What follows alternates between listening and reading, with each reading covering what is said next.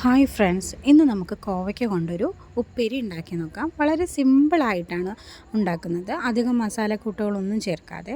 അതിനായി നീളത്തിൽ കനം കുറഞ്ഞരിഞ്ഞ കോവയ്ക്ക ഇതുപോലെ അരിഞ്ഞെടുക്കണം. ഇങ്ങനെ അരിയുമ്പോൾ നല്ല സ്വാദ് കൂടും, മസാലയൊക്കെ പിടിച്ച്. ഒരു പാത്രം അടുപ്പത്ത് വെച്ച് ആവശ്യത്തിനുള്ള എണ്ണ ചേർത്ത് കൊടുക്കാം. എണ്ണ ചൂടായി വരുമ്പോൾ അതിലേക്ക് ആവശ്യമായിട്ടുള്ള കടുക് ആഡ് ചെയ്യാം. കടുക് നന്നായി പൊട്ടി വരുമ്പോൾ നമുക്കൊരു 4 അല്ലി വെളുത്തുള്ളി ചതച്ചത് കൂടി ചേർത്ത് കൊടുക്കാം. അത് നന്നായി മൂത്ത് വരുമ്പോൾ ആവശ്യത്തിനുള്ള കറിവേപ്പില ഇടാം. അതിനുശേഷം കോവയ്ക്ക ഇതുപോലെ അരിഞ്ഞു വെച്ചത് ചേർത്ത് കൊടുക്കാം.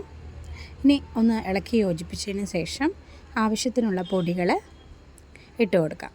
1 ടേബിൾ സ്പൂൺ മുളക് പൊടി, 1/2 ടേബിൾ സ്പൂൺ മഞ്ഞൾപ്പൊടി, ആവശ്യത്തിനുള്ള ഉപ്പ് ചേർത്ത് കൊടുത്ത് നന്നായി ഒന്ന് ഇളക്കി യോജിപ്പിക്കാം.